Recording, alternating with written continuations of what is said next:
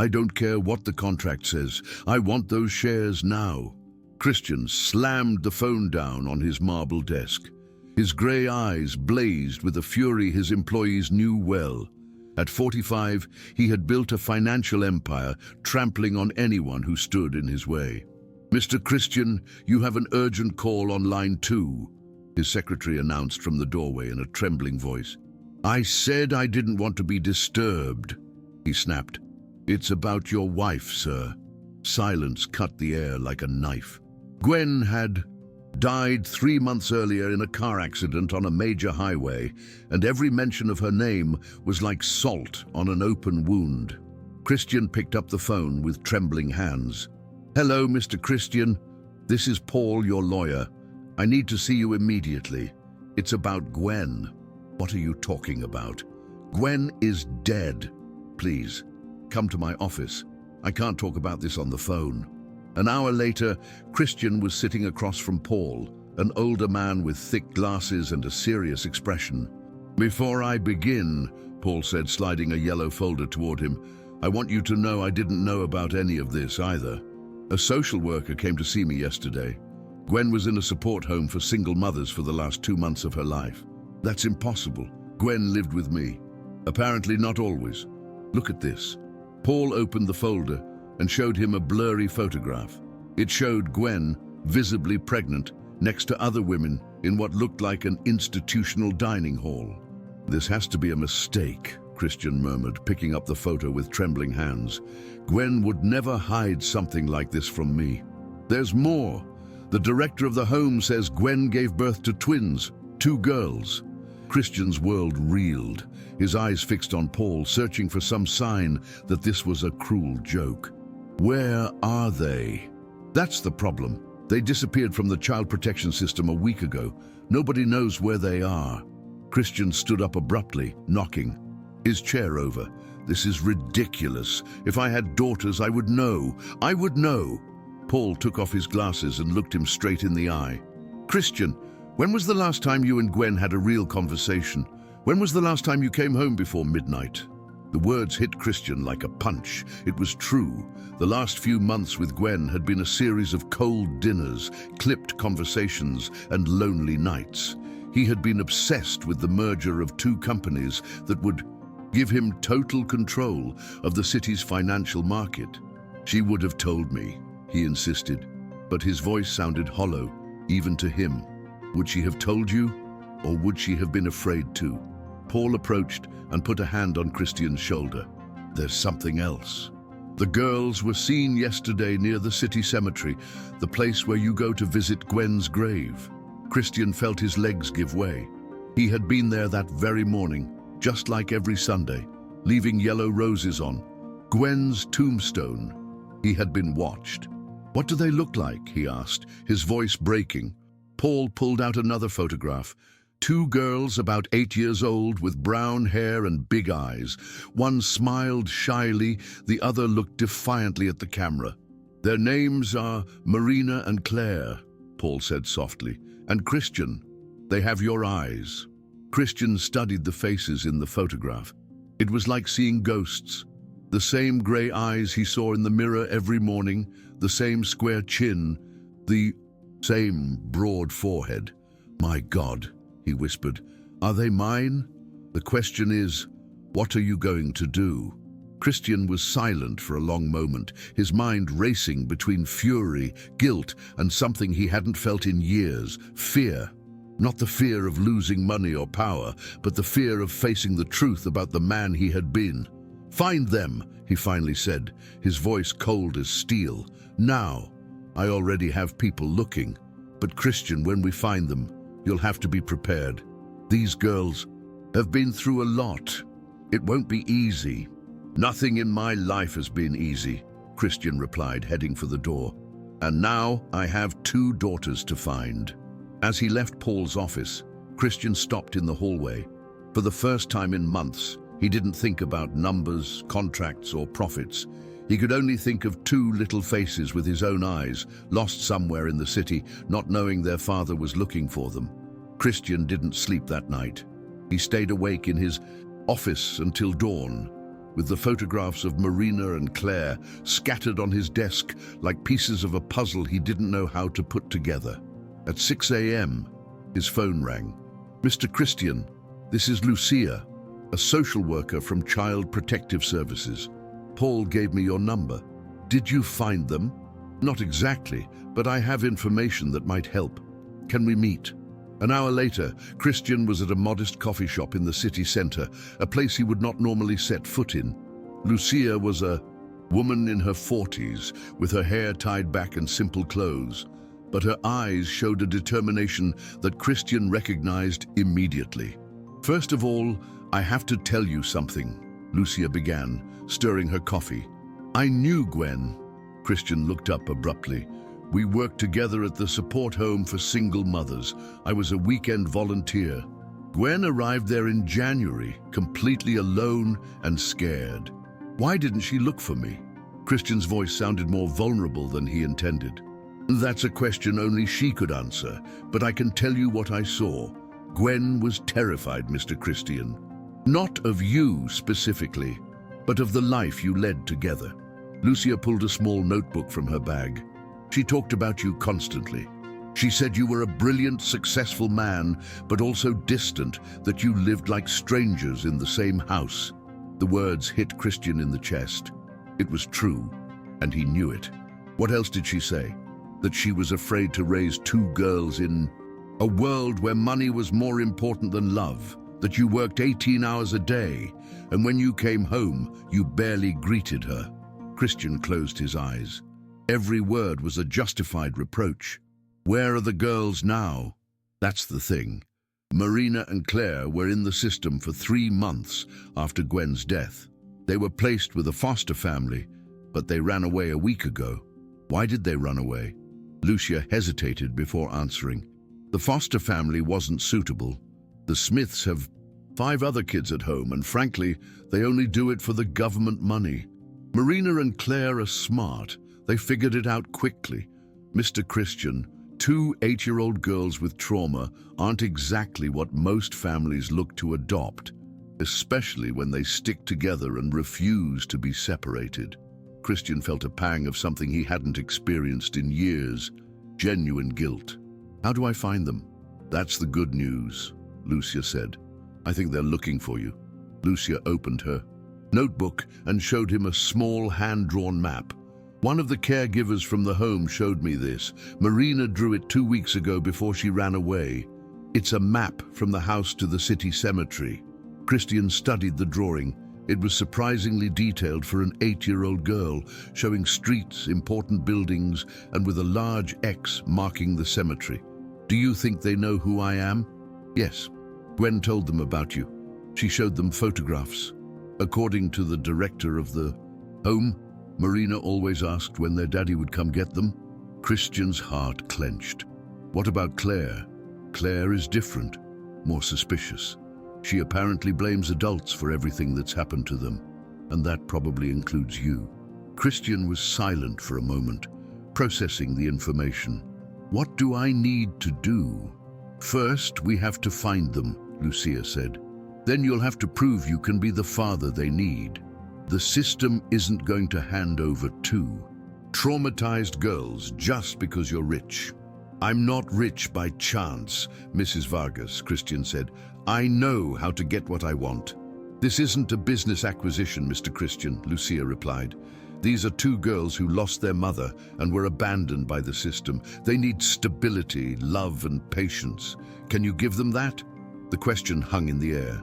Christian realized that for the first time in his life, he didn't have an immediate answer. "I don't know," he finally admitted, "but I'm going to try." Lucia nodded slowly. "Okay, that's an honest start. Now I have an idea where the girls might be. There's a park near the cemetery where a lot of homeless kids take shelter. If they're watching their mother's grave, they're probably sleeping nearby." Christian stood up, leaving money on the table. "Let's go." "Wait," Lucia stopped him. "One more thing. When we find them, let me do the talking first. You represent everything that has failed them so far. Adults, the system, broken promises. They'll be suspicious of you immediately. And then, Mr. Christian, you'll have to prove you're different, and that might take a long time. The park was deserted when they arrived. Rusty metal benches and creaking swings cast long shadows in the late afternoon light. Christian and Lucia walked slowly, looking for any trace of the girls. "Over there," Lucia whispered, pointing to a small maintenance shed at the back of the park. They approached cautiously. Behind the building, they found evidence: a dirty blanket, empty food cans, and something that made Christian's heart stop, a small necklace with a photograph of Gwen. "They were here," Christian murmured, picking up the necklace with trembling hands. In the photo, Gwen was smiling, but she looked different, thinner, with dark circles under her eyes, but with an expression of peace that Christian didn't remember seeing in their last months together. "We need professional help," Lucia said. I'll call my police contacts." "No," Christian stopped her. "No police. I don't want to scare them more." "Mr. Christian, these are two girls lost in the city. We need to find them before something bad happens." Christian studied the necklace in his hands. Something in the photograph caught his eye. Behind Gwen, part of a sign was visible: Esperanza Bakery. "I know this place," he said suddenly. "Gwen used to go there when we were dating. It's 3 blocks from here." 20 minutes later, they stood in front of a small bakery with foggy windows and a worn sign. Inside, the place smelled of old coffee and sweet bread. The owner, an older woman in a floral apron, recognized him immediately. "Are you Gwen's husband?" she asked, surprised. "She talked about you a lot." "You knew her well?" "Of course, she came here almost every day in her last few months. She always ordered the same thing, coffee with milk and a toasted roll. She'd sit at that table in the corner and write letters." Christian's stomach clenched. "Letters? Yes, lots of letters. She always asked if I had envelopes and stamps. She said they were for someone very important, but she didn't know if she would have the courage to send them." The woman disappeared for a moment and came back with a cardboard box. "After she died, I found this on her usual table," she said. "I think she forgot it the last time she came." Inside the box were at least 20 letters, all addressed to Christian, all sealed. With trembling hands, Christian picked up the first letter. The date was 3 months before Gwen's death. "My dearest Christian," the letter began. "I've started this letter 100 times and I can never find the right words. How do you tell someone you love that you're pregnant when you've barely spoken to each other in months?" Christian felt his legs give way. Lucia helped him to a nearby chair. "Keep reading," she said softly. "I know you've been so busy with the company and I've been trying to find the perfect moment to tell you, but there is no perfect moment. Here it is. I'm pregnant, Christian, with twins, and I'm so scared I can't even breathe." Christian's hands trembled as he turned the page. "I'm not afraid of being pregnant or being a mother. I'm afraid of raising our daughters in the silent house that has become our home. I'm afraid they'll grow up thinking love is as cold and distant as we've become." Christian made a sound that was half sob, half groan. "Why did she never give you the letters?" the bakery owner asked. "She said it wasn't the right time, that you were too stressed with work. She always said, 'Tomorrow, I'll deliver it.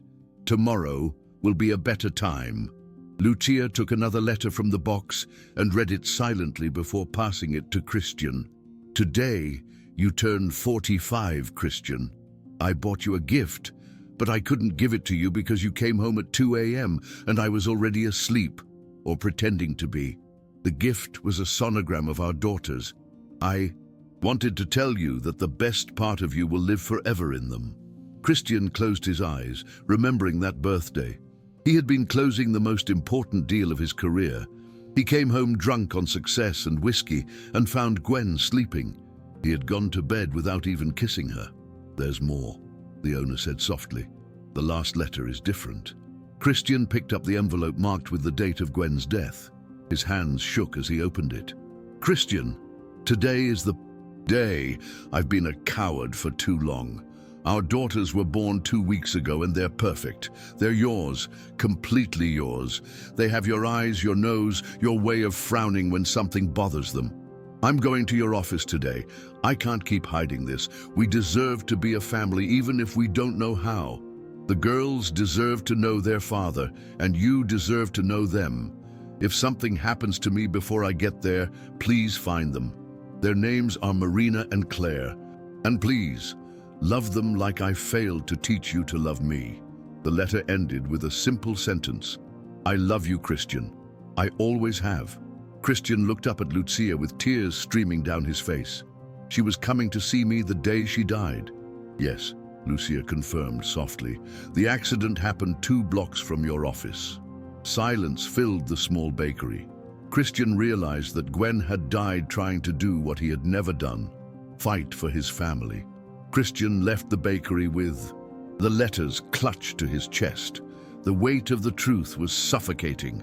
Gwen had died on her way to tell him he was a father while he was reviewing contracts in his air-conditioned office. Mr. Christian! Lucia caught up with him on the sidewalk. We need to keep looking for the girls. No. Christian stopped abruptly. They're looking for me. If they want to find me, they know where I am every Sunday. The cemetery. I'll wait for them there. If they don't show up today, I'll go tomorrow. And the day after. However long it takes. 2 hours later, Christian was sitting on a bench in front of Gwen's grave with the letters in his lap. The sun was beginning to set when he heard small footsteps behind him. He turned slowly. 2 small figures emerged from behind a mausoleum. Marina and Claire, exactly like in the photographs, but thinner and with dirty clothes. Marina took a step forward. She was slightly taller than Claire and had a more open expression. Are you our daddy? She asked, in a trembling voice. Christian felt his throat close up. Yes, he managed to say. I'm Christian. I'm your father. Claire remained behind her, with her arms crossed and a suspicious expression. Where were you when Mom died? Her voice sounded hard for an 8-year-old. The question hit Christian like a punch. I didn't know you existed, he admitted.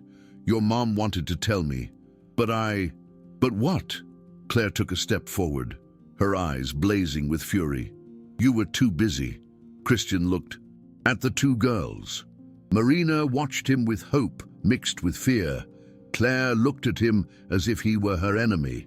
Yes, he finally said. I was too busy, and that was my mistake, not your mother's. The honesty seemed to surprise Claire. Her shoulders relaxed slightly. What do you want from us? Marina asked. I want... Christian paused. What did he really want? To redeem himself? To fulfill his duty? Or did he really want to be a father? I want to get to know you, he finally said, and take care of you, if you'll let me. Everyone says that, Claire muttered. The Smiths said that too. The Smiths were the family who were going to adopt us, Marina explained. They said they loved us very much, but then they'd yell at us and not feed us if we didn't behave. Christian felt a cold fury seize him. It was the same fury he felt when someone tried to cheat him in business, but more intense. That's not going to happen with me, he said in a firm voice. How do we know that's true? Claire challenged him. Christian thought for a moment. How do you prove to 2 traumatized children that you won't hurt them? You can't know, he admitted. You'll have to trust me, and I'll have to earn that trust every day. Marina came a little closer. Do we have to go with you right now? No. Christian shook his head. Not until you're ready. But you can't keep sleeping on the street. It's dangerous. We can take care of ourselves, Claire said proudly. I know, but you shouldn't have. 2. Lucia appeared from behind another tree, moving slowly so as not to scare the girls. Hi, Marina. Hi, Claire. I'm Lucia. Do you remember me? Marina nodded. You worked with Mom. That's right. And I've been so worried about you. Are you going to take us back to the Smiths? Claire asked in a panicked voice. No! Lucia approached and knelt down to their level. You never have to go back there again. But we need to find a safe place for you tonight. Christian stood up slowly. You can stay at my house. You'll have your own room. The girls looked at each other, communicating in that silent way that only twins have. "Can we stay together?" Marina asked. "Of course. And if we don't like it, can we leave?" Claire added. Christian hesitated. Every business instinct told him not to promise something he couldn't control, but these weren't business negotiations. "Yes," he finally said. "If you don't feel safe with me, you can leave." Claire studied him for a long moment, as if trying to detect a lie. "Okay," she finally said, "but just for tonight." "Just for tonight," Christian agreed. As they walked to his car, Christian realized he had just made the most important promise of his life, and for the first time, he wasn't sure he could keep it. Marina took his right hand shyly. Claire kept her distance but didn't walk away. It was a small beginning, but it was a beginning. In the car, looking in the rearview mirror at the two girls who had fallen asleep in the back seat, Christian understood that his life had changed forever. He was no longer just Christian, the billionaire CEO. Now he was a dad, and he had no idea how to be one. Christian's mansion in a wealthy suburb felt strangely empty that night, despite having more than one person under its roof for the first time in months. He had prepared the guest room with 2 single beds, but the girls insisted on sleeping together in one. Marina had fallen asleep quickly, but Claire remained awake, staring at the ceiling. "Do you need anything?" Christian asked from the doorway. "Why didn't Mom ever tell us about this house?" Claire's voice sounded small in the darkness. Christian entered slowly and sat in the chair next to the bed. "Because she probably knew this house wasn't a home," he said. "It was just a place where I slept between work days." "Did you love Mom?" The question caught him off guard. It was simple and direct, as only a child's questions can be. "Yes," he answered after a moment, "but I didn't know how to show it." Claire turned to look at him. "Mom always said that love is useless if you don't show it." The words hit Christian like a gentle but precise slap. Gwen had said the exact same thing during one of their last arguments. "Your mom was right," he admitted, "about a lot of things." The next morning, Christian cancelled all his meetings. It was a Monday, and he would normally have been in his office since 6 a.m. But he found the girls sitting in his kitchen, staring at the coffee machine as if it were an alien device. "Do you know how to make breakfast?" Marina asked. Christian realized he hadn't cooked in years. His housekeeper came 3 times a week, but today wasn't one of those days. "We can order something," he suggested. "The Smiths always ordered food," Claire said with disgust. "Mom taught us how to make scrambled eggs. Then teach me." The next 2 hours were a revelation. He saw how Marina was naturally careful and organized, while Claire was impulsive but creative. He saw how they communicated with glances and how Marina automatically protected Claire when something made her nervous. He also saw how much they had to grow up too quickly. "When are you going to send us away?" Claire asked as they ate. "I'm not sending you anywhere," he said, "but we have to do things legally." "What does that mean?" "It means I need to show that I can take care of you, that I have time for you, and that I can be a good father." Marina looked at him with curiosity. "How do you learn how to be a daddy?" Christian was speechless. It was a question that had tormented him all night. "I guess we learned together," he finally said. That afternoon, while the girls were exploring the house, Christian received a call from Lucia. "I have something else from Gwen," she said. "Can you come to my office?" An hour later, Lucia handed him a worn notebook with a leather cover. "Gwen wrote in this every day at the home," she said. The director thought, "You should have it." Christian opened the notebook with trembling hands. Gwen's familiar handwriting filled every page. "January 15th, the girls are moving a lot today. Marina seems calmer, but Claire won't stop kicking. I think she's going to be just like Christian, always restless, always questioning everything." January 22nd, I dreamed Christian came to get me, that he hugged me and said everything would be okay. But then I woke up and remembered how cold it had become. How do you explain to a man that success isn't everything when it's the only thing he knows? February 3rd. Today I talked to another mother here. Her husband left her when he found out about the pregnancy. At least Christian wouldn't do that, would he? But sometimes I wonder, what's worse, being abandoned or living with someone who's never really there? Christian felt every word like a cut. He kept reading. February 10th. The girls were born last night. Marina cried for only a minute. Then she calmed down and looked at everything with curiosity.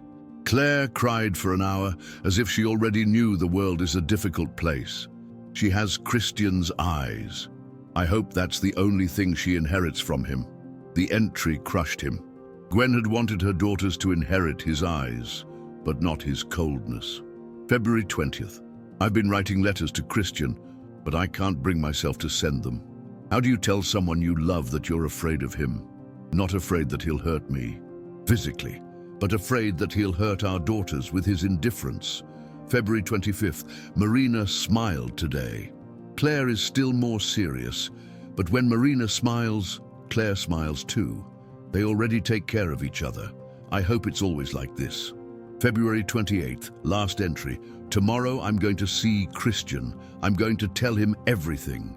The girls deserve to know their father, and he deserves the opportunity to know them. I just hope it's not too late for all of us. Christian closed the notebook and was silent for several minutes. She was afraid of me, he finally said. Not of you, Lucia corrected. Of the life you had built together, or rather the life you hadn't built.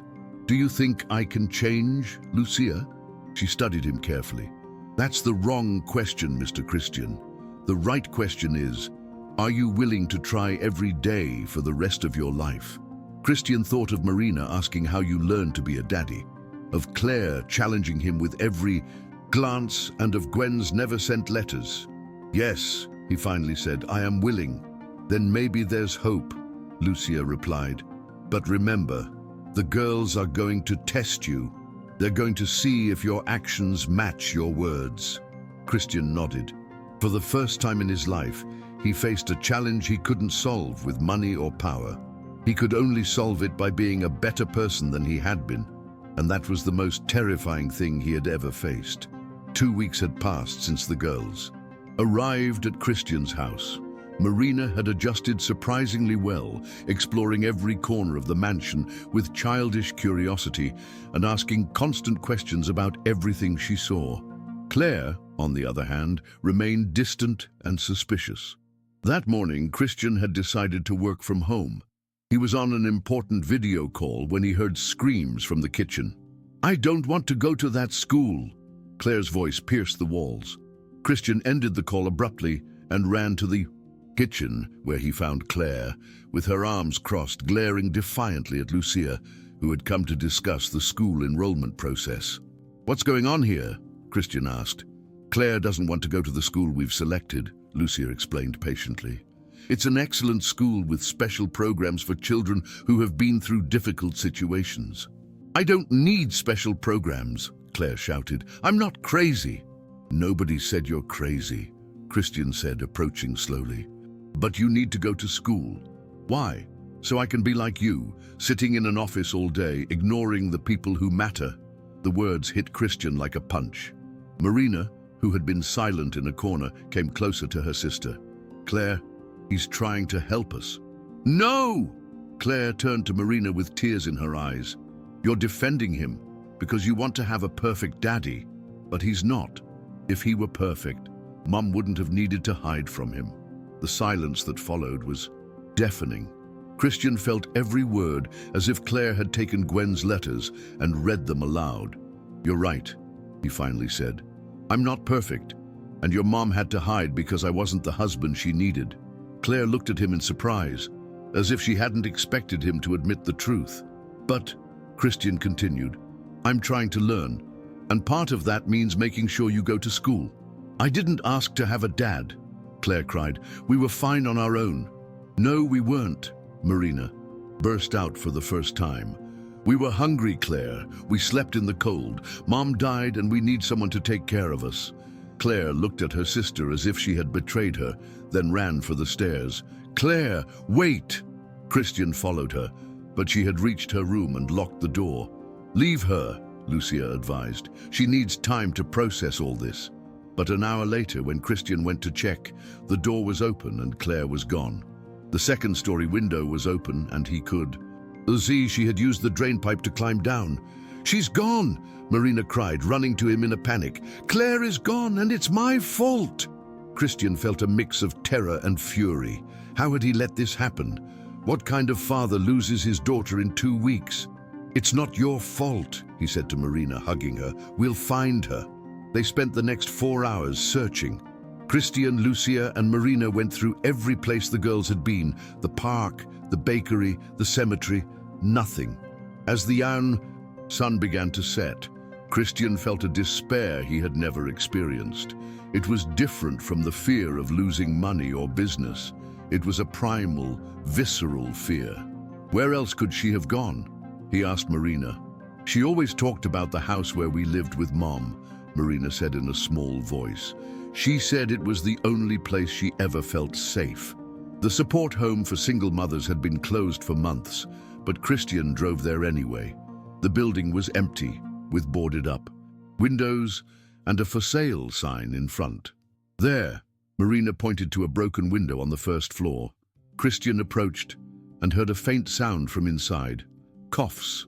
He forced open the front door and found Claire huddled in a corner of what had been the dining hall. She was trembling and clearly sick. "Claire," he approached slowly. "Are you okay?" She looked up. She had a fever, and her eyes were glazed over.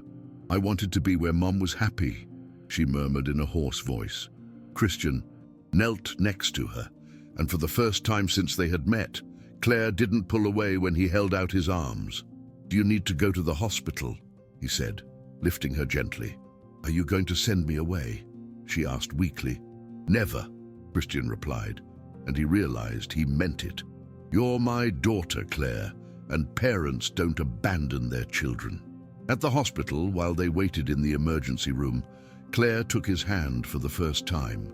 "Was Mom really going to tell you about us?"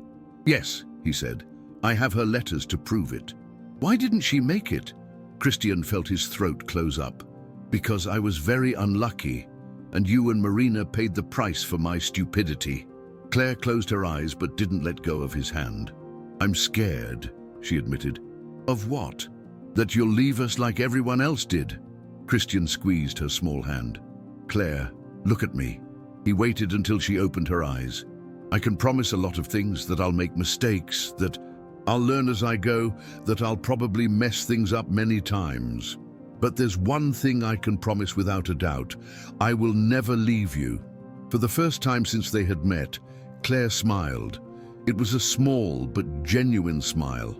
"Is it okay if I'm still mad sometimes?" "It's perfectly fine," Christian replied. "I'm mad at myself most of the time, too." When the doctor arrived with the results, Claire had mild pneumonia, but would make a full recovery.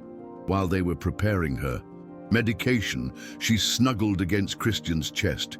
"Daddy," she murmured. "Can I call you Daddy?" Christian felt his heart break and mend at the same time. "Of course you can." 3 days later, Claire was recovering at home when Paul arrived, with a serious expression that Christian knew well. It was the same look he had when he had bad news he didn't know how to deliver. "We need to talk," Paul said, looking at the girls playing in the living room. Alone, they locked themselves in. Christian's office.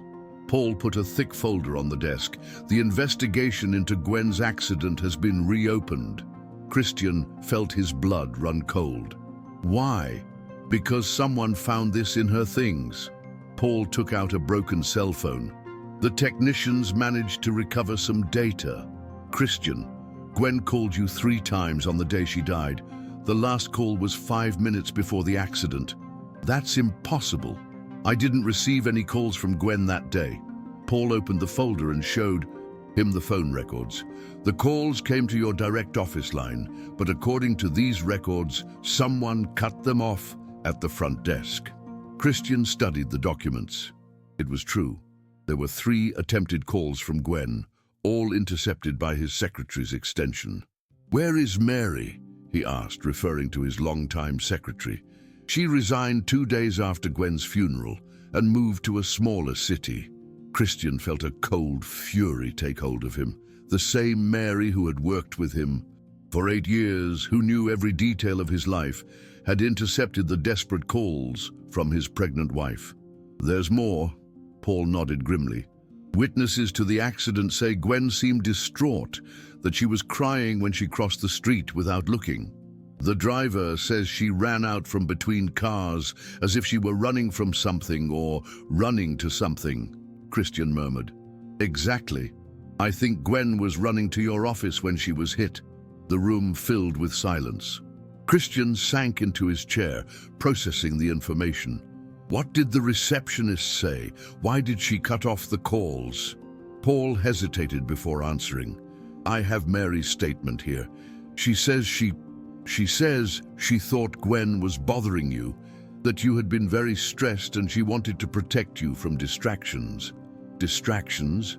Christian's voice was dangerous. "She called my pregnant wife a distraction." "There's more. Mary admits that Gwen had called several times during the previous weeks. She always cut her off and told the staff that you didn't want to be disturbed." Christian stood up abruptly, knocking his chair over. "Gwen died thinking I didn't want to talk to her." "Yes, she died believing she was being deliberately ignored." Christian pounded his fist on the desk.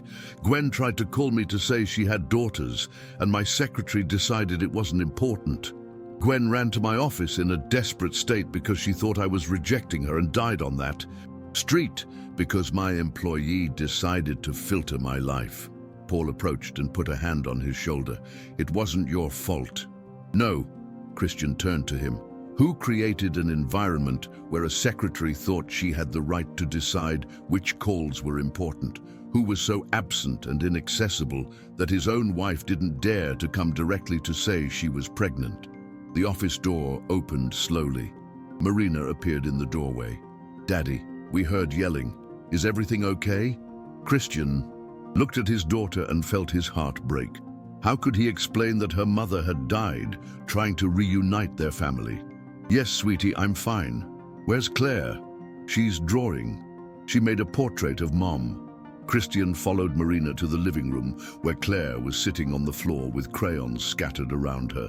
On the paper was a surprisingly detailed drawing of Gwen, smiling with her arms outstretched. "Do you like it?" Claire asked, looking up. "It's beautiful," Christian answered, his voice a mere whisper. "I drew her happy because I think she's happy now," Claire explained, "because we're finally with you." The words hit Christian like a hammer. Claire had drawn Gwen happy because she believed her mother had achieved her goal. He knelt next to Claire and hugged her. "You know what? Your mom would be very proud of both of you." "How do you know?" Marina asked, approaching as well. Christian thought of the letters, the diary, the desperate calls he never received. "Because she loved you more than anything in the world, and because everything she did in her last days was to make sure you had a father." "Even when she died?" Claire asked. Christian closed his eyes, feeling the weight of the truth. "Especially when she died." That night, after the girls were asleep, Christian sat in his office with Gwen's last letters. Rereading her words now, knowing she had died running to him, was almost unbearable. Paul appeared in the doorway with 2 glasses of whiskey. "Are you going to sue Mary?" Christian took the glass, but didn't drink. "No, punishing her won't bring Gwen back." "Then what are you going to do?" Christian looked toward the stairs where his daughters were sleeping, feeling truly safe for the first time. "I'm going to be the father Gwen wanted me to be. I'm going to make sure Marina and Claire never have to run after me, because I'll always be here." He drank the whiskey in one gulp and felt it burn his throat. "Gwen died trying to give us a chance to be a family. I'm not going to waste that opportunity." 2 months later, Christian was in the courtroom at the courthouse, dressed in his best suit but feeling more vulnerable than ever. Marina and Claire were sitting in the first row, holding hands, waiting for the judge to decide their future. Judge Henderson, a man in his 60s with grey hair and a serious expression, was reviewing the case documents. "Mr. Christian," he began, "you are requesting permanent custody of Marina and Claire. Can you explain why you believe you are the best option for these girls?" Christian stood up, feeling all the words he had practiced vanish. Your Honor, I can't promise I'm the best option.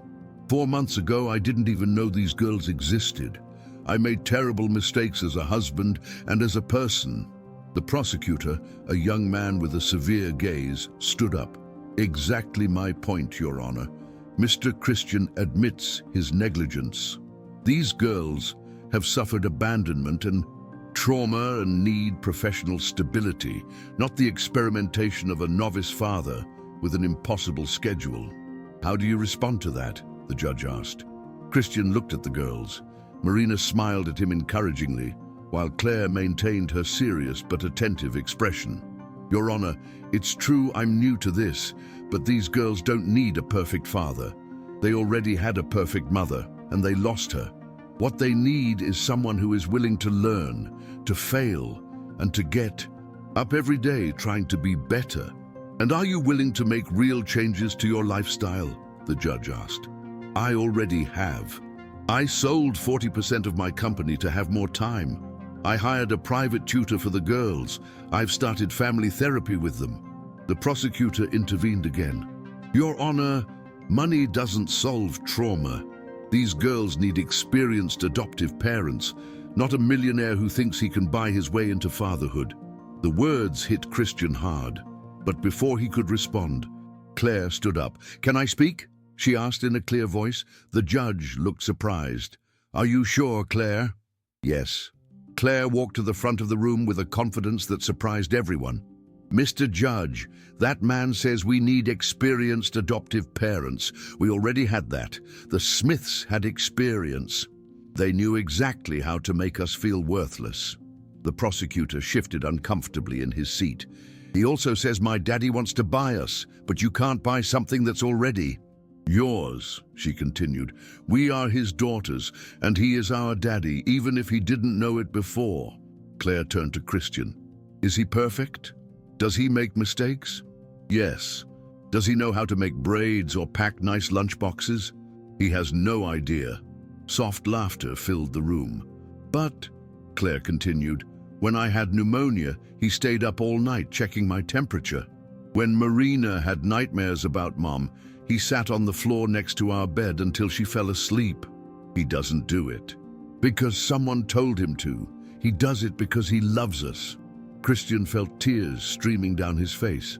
And one more thing. Claire looked directly at the prosecutor. You say we need stability. We've been in 3 different homes in 1 year. The only stability we've had is with him. Claire returned to her seat.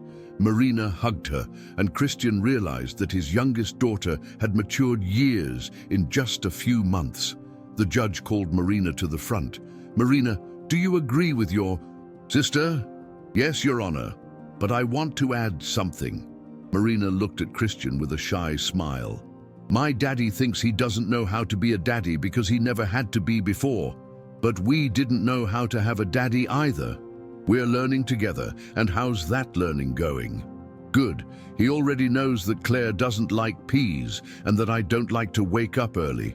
He knows that Claire gets mad when she's hungry and that I get sad when it rains because it reminds me of the day Mom died. Marina paused, organizing her thoughts. But the most important thing is that now we know if something happens to us, there's someone who will come looking for us. Before, it was just Marina and Claire. Now it's Marina, Claire, and Daddy. The judge nodded slowly. Lucia Vargas, as the supervising social worker, what is your recommendation? Lucia stood up. Your Honor, I have observed this family for 4 months. I have seen a man who has completely restructured his life for these girls. More importantly, I have seen 2 girls who for the first time since their mother's death feel truly safe. The judge reviewed his notes for several minutes that felt like an eternity. Mr. Christian, permanent custody is a huge responsibility. These girls have suffered enough abandonment. I understand, Your Honor. Therefore, I grant permanent custody of Marina and Claire to Christian with quarterly supervision for the first year. The room erupted in soft applause. Marina and Claire ran to Christian, who hugged them so tightly he thought he'd never let go. Does this mean we're a real family now? Marina asked. We always were a real family, Christian replied. It just took us a while to find each other. Claire looked at him with those grey eyes, so much like his own. Can we go tell Mom? Christian was speechless. For the first time in months, they went to the cemetery together. This time, not as strangers learning to know each other, but as a father and daughters as a family. The family that Gwen had died trying to create. 6 months after the hearing on a rainy autumn Sunday, Christian woke up to the familiar sound of whispers and laughter from the kitchen. He had gotten used to these morning sounds, but they never failed to fill him with a sense of warmth he had never known before. He went downstairs and found Marina trying to flip pancakes while Claire prepared orange juice. The kitchen was a mess, with flour on the floor and eggshells on the counter, but the scene felt perfect to him. Are you cooking unsupervised again? He asked with feigned severity. It's Father's Day, Marina announced proudly. We wanted to surprise you, even though the pancakes are a little burnt, Claire admitted, pointing to the smoking pan. Christian came closer and hugged his daughters from behind. Burnt pancakes are my favorite. Liar, Claire laughed, but thanks for lying. As they ate breakfast, Marina took out a handmade card decorated with drawings of flowers. We made it together, Claire explained. I did the drawings, and Marina wrote the words. Christian opened the card. Inside, in Marina's careful handwriting, was a simple message. Thank you for teaching us that it's okay to learn how to be a family. Do you like it? Claire asked with unusual shyness. It's perfect, Christian replied, and he meant it. After breakfast, while the girls were getting dressed, Christian looked at his phone. There were work messages, but he ignored them. It was Sunday, and Sundays were now sacred. Daddy! Marina appeared in the doorway of his office. Can we go see Mom today? It was a question they asked every few weeks. At first, Christian had felt uncomfortable taking them to the cemetery, worried it would be too sad for them. But he had learned that the girls needed those moments to process their loss. Of course. Let's buy flowers first.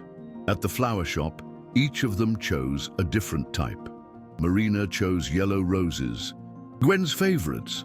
Claire chose sunflowers because they are strong and always face the sun. Christian chose white carnations, simple but long-lasting.